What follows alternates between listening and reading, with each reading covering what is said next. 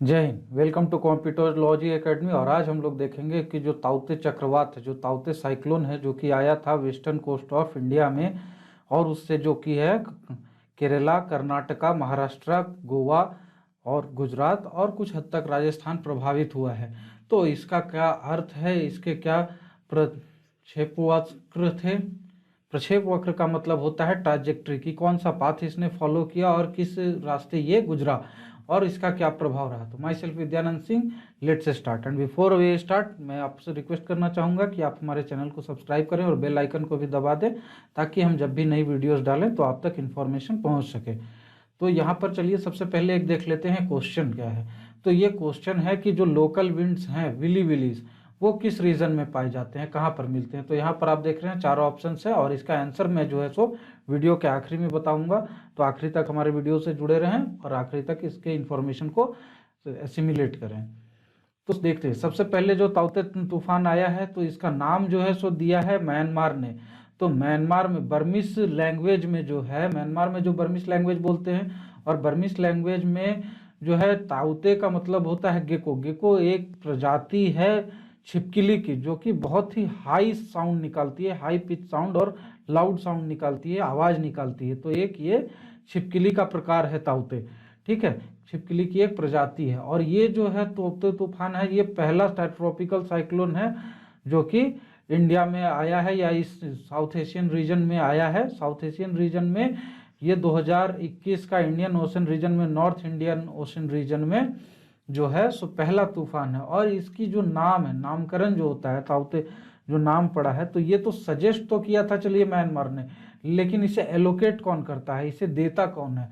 तो साइक्लोन का जो भी नाम होता है वो वर्ल्ड मेट्रोलॉजिकल ऑर्गेनाइजेशन देता है, ठीक है, WMO। लेकिन WMO की भी जो एक ऑफिस है वर्ल्ड मेट्रोलॉजिकल ऑर्गेनाइजेशन की, वो अंडर में काम करती है। एक ऑफिस है United Nations economic and social commission for east Asia and Pacific region. तो एशिया एंड पैसिफिक रीजन में एक ऑफिस है WMO का, और उसके अंडर में भी एक पैनल है, जो कि पैनल है ट्रॉपिकल साइक्लोन्स का, पैनल ऑन ट्रॉपिकल साइक्लोन्स। तो ये जो है सो ट्रॉपिकल साइक्लोन्स की ट्राजेक्ट्री को देखता है, उसका नेमिंग करता है, और उसके बारे में जो भी जो इंफॉर्मेशन होता है उसको प्रेस को रिलीज करता है, और बाकी नेशंस को भी देता है, और उनको उसके बारे में आगाह करता है, चेताता है कि आपको जो है सो ये साइक्लोन यहाँ से इधर से ऐसे पास करेगा और इसके बारे में सतर्क रहना है।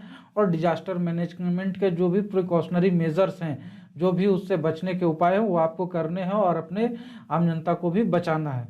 तो ये जो नेमिंग है ये हमने देखा, लेकिन नेमिंग अकेले म्यांमार कर सकता है क्या? तो पूरे एशिया पैसिफिक रीजन में इतने सारे साइक्लोन्स आते हैं और इतनी सारी कंट्रीज हैं, तो ऐसा तो है नहीं कि सिर्फ उसमें जो है सो म्यांमार ही करेगा नेमिंग। तो यहाँ पर अराउंड 13 कंट्रीज है, 13 ऐसे कंट्रीज हैं जो कि नेमिंग करते हैं। उसमें देख ले हैं आप, पूरा लिस्ट है, Bangladesh, India, Myanmar, Pakistan, Maldives, Oman, Sri Lanka, Thailand, Iran, Qatar, Saudi Arabia, United Arab emirates और यमन। ये 13 कंट्रीज हैं, और इनका जो पैनल बना था, ये बना था नेमिंग के लिए 2020 में, ठीक है। और ये 13 कंट्रीज जो हैं सो एक लिस्ट देते हैं, और उसमें भी जो है 13 कंट्रीज के जो लिस्ट में 13 नेम्स रहते हैं, ठीक है।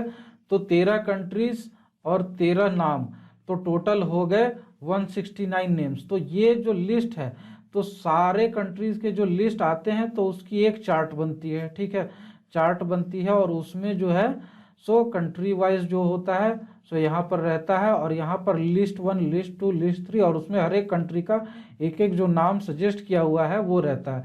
और यहाँ से लिस्ट 1 से जो है सो नेमिंग चालू होती है, जैसे कि अभी ये पहला लिस्ट चल रहा है, ठीक है। अब यहाँ पर जो है सो अल्फाबेटिकली कंट्रीज अरेंज्ड रहते हैं। तो इंडिया और बांग्लादेश का जो है सो पिछले साल ही नाम खत्म हो चुका है, अभी म्यांमार का नंबर है, उसके बाद फिर जो है सो पाकिस्तान का, फिर मालदीव्स का आएगा, ऐसे करके ये चलता रहेगा। तो इसमें पहला लिस्ट खत्म होगा, उसके बाद दूसरा लिस्ट चालू होगा, तीसरा लिस्ट चालू होगा, और ऐसे जो है सो नाम चलते रहेंगे। तो यहाँ पर जो है सो इसके पहले 2004 में एक पैनल बनी थी, जिसमें कि 8 कंट्रीज ही थे, उन्होंने 8 नाम सजेस्ट किए थे। हर एक जितने नंबर ऑफ कंट्रीज रहते हैं उतने ही नाम सारे कंट्रीज को सजेस्ट करने रहते हैं। तो यहाँ पर उस साल 64 नेम्स के लिस्ट आई थी। तो यहाँ पे टोटल जो है सो ये नेमिंग का लिस्ट जब एग्जॉस्ट होगा तो फिर नया पैनल बनेगा, नई लिस्ट तैयार होगी, और यहाँ पर इक्वल नंबर ऑफ कंट्रीज और इक्वल नंबर ऑफ नेम रखे जाते हैं ताकि सारे कंट्रीज को जो है सो इक्वल अपॉर्चुनिटी मिल सके। तो यहाँ पर नेमिंग जो है सो असाइन तो कैसे होता है वो हमने देख लिया, लेकिन इसकी यूटिलिटी क्या है? तो इसकी यूटिलिटी ये है कि जैसे भी हम लोग जो मेट्रोलॉजिकल ऑर्गेनाइजेशंस जो होते हैं, डिपार्टमेंट्स जो होते हैं, वो टेक्निकल टर्म्स में नाम देते हैं किसी भी साइक्लोन का, कुछ नंबर दे दिया 2805 या ऐसे ही कुछ भी नाम एट रैंडम ये लोग देते हैं, या कुछ कोऑर्डिनेट्स के हिसाब से देते हैं, या जैसे भी देते हैं। लेकिन ये जो टेक्निकल नंबर्स हैं या टेक्निकल नाम है, इससे जो है सो आम जनता ये नहीं समझ पाएगी कि कौन सा साइक्लोन है, कहाँ से जा रहा है, या फिर प्रेस वाले जो हैं सो उसको सही से डिसाइफर नहीं कर पाएंगे, समझ नहीं पाएंगे। और जो इन्फॉर्मेशन है कि साइक्लोन जो आ रहा है पहले कौन सा कोस्ट हिट करेगा, कहाँ पहुंचा है, किस तरह से उसका पाथ रहेगा, ट्राजेक्ट्री रहेगी, तो इन सब चीज़ों के लिए जो है सो कॉमन पीपल को, आम आदमी को ये चीज़ें समझ में आए कि कौन सा साइक्लोन है, किधर से जा रहा है, कब कहाँ पहुँचेगा, कहाँ पे सतर्कता बरतनी है और कहाँ पर डिजास्टर मैनेजमेंट का पूरा उपाय रखना है। इन सब चीज़ों को बेटर जनता तक पहुँचाने के लिए, लोगों तक पहुँचाने के लिए, या जो प्रेस भी है वो आसानी से लोगों को समझा सके, उन तक बातें पहुँचा सके, इस चीज़ के लिए जो है सो साइक्लोन का नाम देने का जो है सो प्रचलन चालू किया गया। और इसके कारण जो है सो अलग अलग कंट्रीज जो है सो नाम देते हैं। और इसकी यूटिलिटी यही है कि इससे जो है सो आम जनता तक ये इन्फॉर्मेशन पहुंच सके कि नाम कौन सा साइक्लोन कहाँ पे आ रहा है, कब आ रहा है और किस तरह से उससे बचाव करना है। तो ये चीज़ होगी। अब देखते हैं कि जो साइक्लोन ताउते आया है तो ये कहाँ से डेवलप हुआ। तो ये यहाँ पर आप देख रहे हैं लक्षद्वीप के आसपास ये जो है सो डेवलप हुआ, फॉर्मेशन हुआ इसका।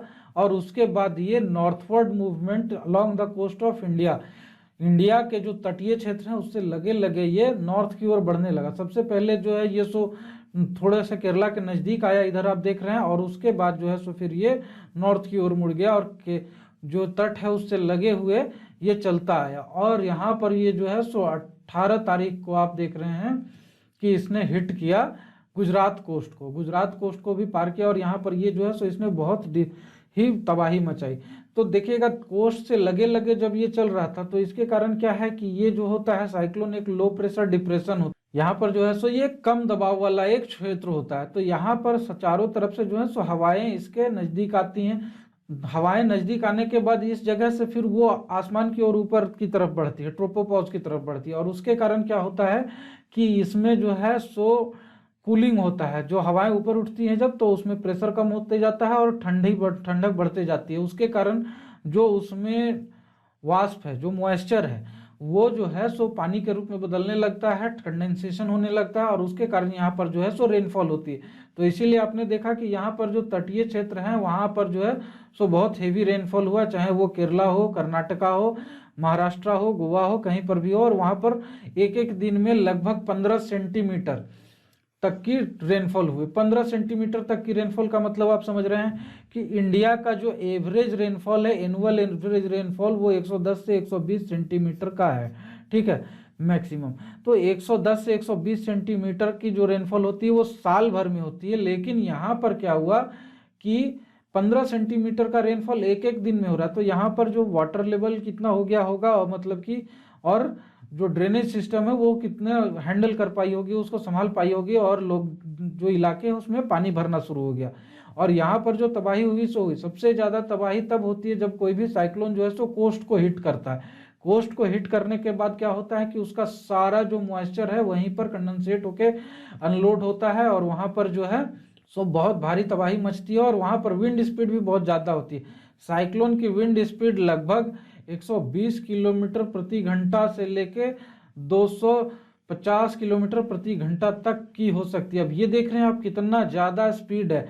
आप यहाँ पर देखेंगे कि इतनी स्पीड में जो है सो ये बड़े बड़े स्ट्रक्चर्स को भी गिराने की ताकत रखती है, बड़े बड़े पेड़ों को भी उखाड़ फेंकने की ताकत रखती है। और इसी स्पीड से जैसे जैसे साइक्लोन जो है सो डेवलप होता जाता है, उसकी विंड स्पीड बढ़ते जाती है, उसमें मॉइस्चर कैरिंग कैपेसिटी बढ़ते जाती है, और उसके कारण क्या है कि वो ज़्यादा रेनफॉल को मतलब कि ज़्यादा वर्षा को देता है। इसके कारण जो है सो ये रेन जब साइक्लोन यहाँ से लक्षद्वीप के पास से बढ़ते बढ़ते जब गुजरात पहुंचा होगा तो यहाँ पर गुजरात में इसने बहुत ज़्यादा तबाही मचाई। वहाँ पर जो है सो बहुत हेवी रेनफॉल हुआ और वहाँ पर बहुत तेज हवाओं के कारण बहुत सारी चीज़ों का नुकसान भी हुआ। तो ये सब आप लोग देख रहे हैं कि यहाँ पर ये क्या तबाही मची है ताउते तूफान के कारण। तो यहाँ पर जो है देखते हैं कि अब जो साइक्लोन है वो तूफान जो है चक्रवात जो है कहाँ कहाँ बनते हैं। तो आप देखेंगे कि ये जो है रेड लाइन जो है सो इक्वेटर है, ठीक है, और इक्वेटर के दोनों तरफ जो है यहाँ पर साइक्लोन्स का बनाव होता है, मतलब डेवलप होता है। और ये इक्वेटर के 5 डिग्री नॉर्थ या 5 डिग्री साउथ तक में साइक्लोन नहीं बनता है, ये सब ट्रॉपिकल जोन में बनता है 5 डिग्री साउथ और नॉर्थ को छोड़ के। उसके बाद जो है सो ये 23 डिग्री नॉर्थ और मतलब कि जो आप ट्रॉपिक ऑफ कैंसर और ट्रॉपिक ऑफ कैप्रिकॉर्न देखेंगे उसके अंदर ही बनता है, ठीक है। तो इसमें यहाँ पर बनने का कारण ये होता है कि ये जो रीजन होता है यहाँ पर सी सरफेस टेम्परेचर जो समुद्र के पानी का जो टेम्परेचर होता है वो लगभग 27 डिग्री सेल्सियस से ऊपर चला जाता है। तो पहला रीजन तो ये।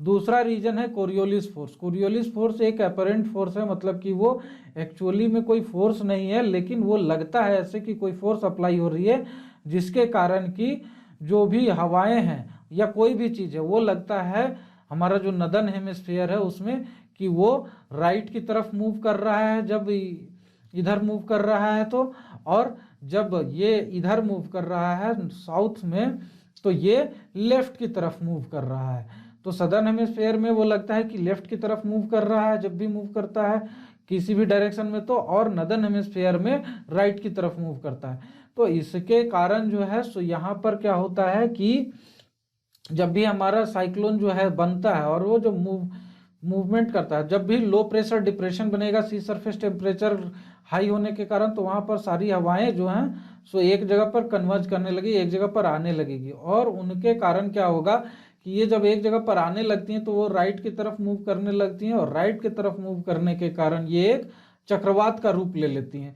तो ये एक लोकेशन पे एक डिप्रेशन पे आ रही है, लेकिन वो आने के क्रम में जो है सो उसके गोल गोल घूमने लगती है और एक चक्रवात बन जाता है। तो साइक्लोन का डेवलपमेंट ऐसे होता है।